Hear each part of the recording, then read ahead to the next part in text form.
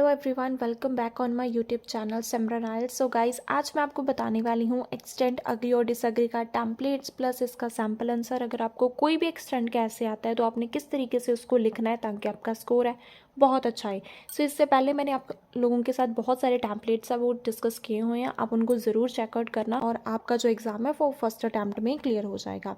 So guys देखो, जो extend agree और डिसएग्री होता है और एक होता है अग्री और डिसएग्री अकेला, ठीक है। ये दोनों डिफरेंट टाइप्स हैं, ये बात क्लियर कर लो क्योंकि बहुत ज़्यादा स्टूडेंट्स को यही नहीं पता है कि इन दोनों में डिफरेंस क्या होता है।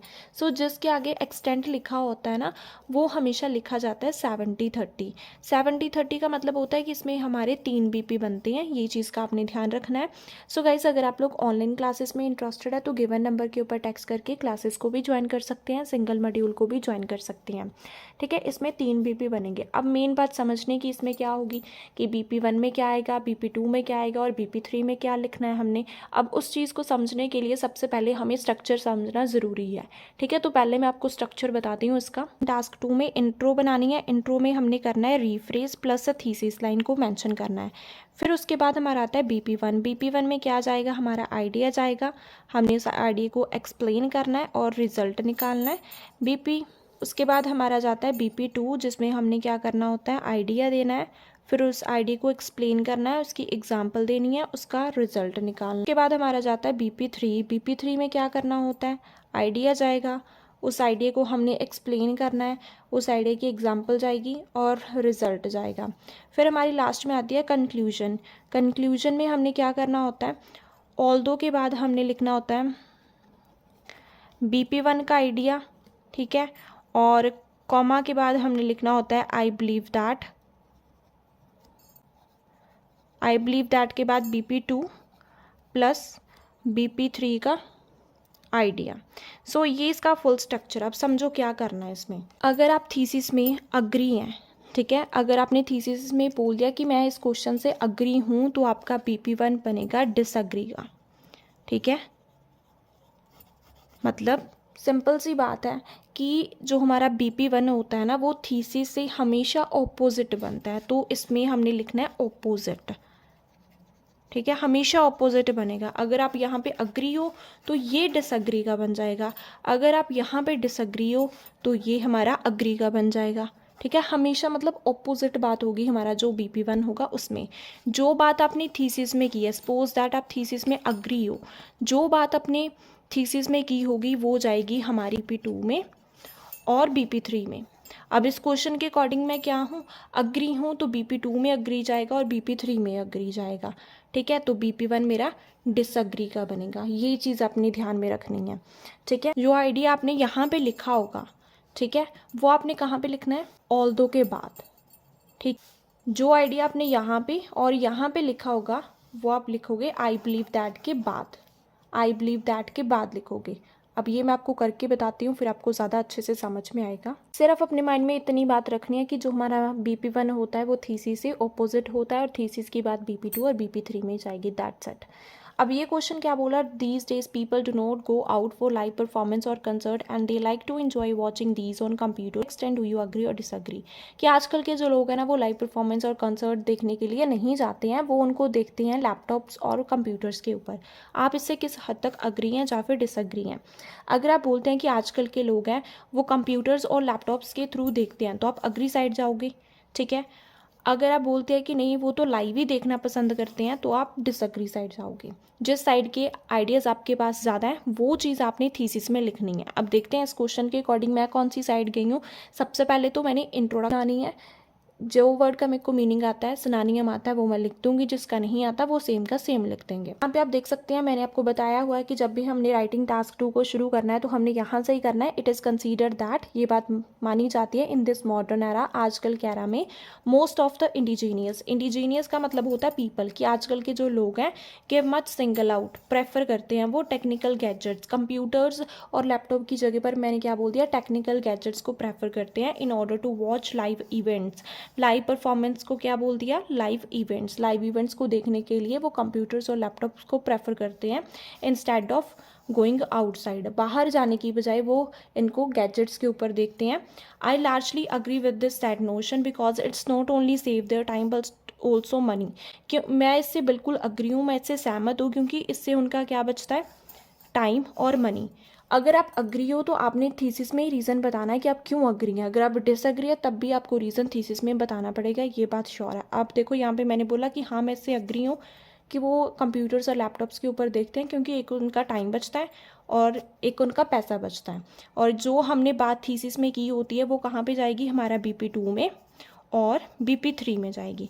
अब यहाँ पे मैं थीसिस में क्या हूँ, अग्री हूँ, तो मेरा BP1 कौन सा बनेगा, डिसअग्री का बनेगा. सो कमेंट्स विद डिसअग्रीमेंट. डिसअग्रीमेंट से शुरू करते हैं. The Paramount, Paramount means important benefit of live event. जो मेन बेनिफिट है लाइव इवेंट का वो क्या है, it is an ideal. Ideal means best. ये बहुत अच्छा तरीका है मिलने का, किन से, एमिनेंट पर्सनालिटी से. एमिनेंट मीन्स फेमस लोगों से, सिंगर से, एक्टर से मिलने का एक बहुत अच्छा तरीका है.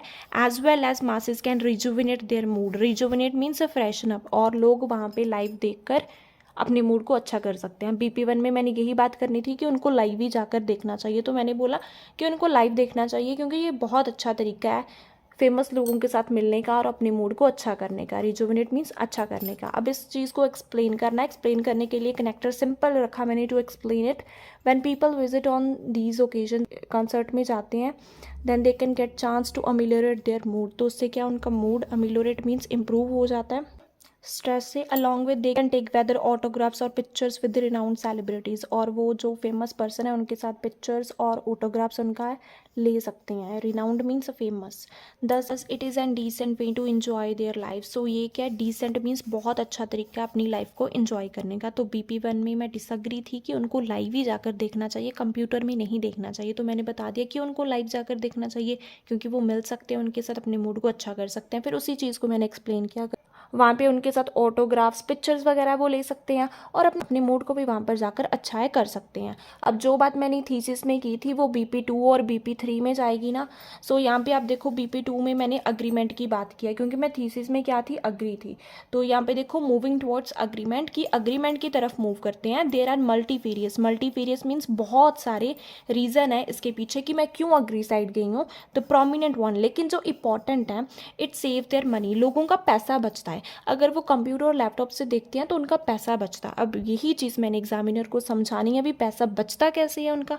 सो उसके लिए कनेक्टर यूज़ किया टू इलेबोरेट इट का.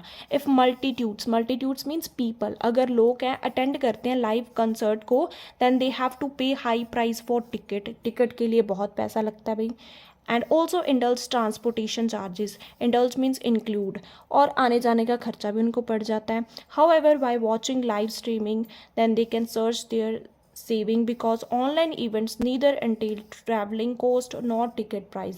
लेकिन अगर वो मोबाइल और लैपटॉप्स में करते हैं तो उनसे उनका पैसा बचता है.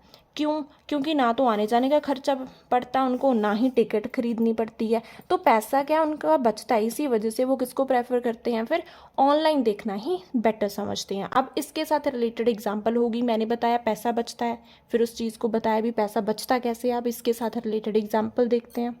For example, it was a headline in the newspaper. Headline आई थी न्यूज़पेपर में जिन्होंने ये चीज़ बताई है, इंडिया में many people give preference to computers और laptop for watching events owing to cost friendly nature. के इंडिया के जो लोग हैं ना, वो क्या लाइव परफॉर्मेंसेस को कंप्यूटर और लैपटॉप के थ्रू देखते हैं क्योंकि वो क्या कोस्ट फ्रेंडली होती हैं. कोस्ट फ्रेंडली मीन्स सस्ती होती हैं. Thus, it's quite clear that digital concerts are much fruitful. Fruitful means beneficial. So अगर हम ऑनलाइन देखते हैं तो वो हमारे लिए बहुत ज़्यादा फ़ायदेमंद होता है. सिंपल सी बात है, एक BP में एक आइडिया एक्सप्लेन करो, उसकी एग्जाम्पल दो, उसका रिजल्ट दो, आपका बैंड पक्का आएगा. अगर आप क्या करते हो, 2-3 आइडिया को एक्सप्लेन करने की कोशिश करते हो, उससे आपका कभी भी स्कोर राइटिंग टास्क 2 में नहीं आएगा क्योंकि एक भी आइडिया को आप अच्छे से एक्सप्लेन नहीं कर पाओगे तो स्कोर कहाँ से आएगा. सो मेरा देखो, एक BP में सिर्फ एक आइडिया, उसको एक्सप्लेन करो, स्कोर अपने आप आ जाएगा. अब BP3 में मैंने बोला था कि टाइम सेव होगा. थीसिस में मैंने बताया था ना कि टाइम सेव होगा. अब वही बात मैंने यहाँ पे लिखी है. देखो, फर्दर स्ट्रेंथनिंग द व्यूज़, अपने व्यूज़ को आगे एक्सप्लेन करते हैं. How watching live performance at home saves their precious time. भी कैसे उनका टाइम बचता है अगर वो घर पर बैठकर ही लाइव देखते हैं. टू एक्सप्लिकेट इट, एक्सप्लेन करने के लिए कनेक्टर लगाया। देखो कोई भी कनेक्टर रिपीट नहीं हुआ है, यही चीज़ सबसे ज़्यादा प्रोमिनेंट होती है यहाँ पे। These days individuals have hectic schedule, आजकल के जो लोगों का स्केड्यूल है वो बहुत ही ज़्यादा हैक्टिक है, बहुत बिजी रहते हैं। Due to this they do not have enough time to attend live shows, उनके पास इतना टाइम नहीं होता कि वो लाइव देखें इनको। Whilst with the assistance of a technical equipment, assistance means help, technical equipment means computer laptops help से they can download and watch it in their leisure time, वो उसको डाउनलोड कर सकते हैं और जब भी उनका फ्री टाइम होगा, लीजर मीन्स फ्री टाइम उनके पास होगा, तब उन लाइव शोज़ को देख सकते हैं। सो उनका टाइम क्या है, बचता है। ठीक है।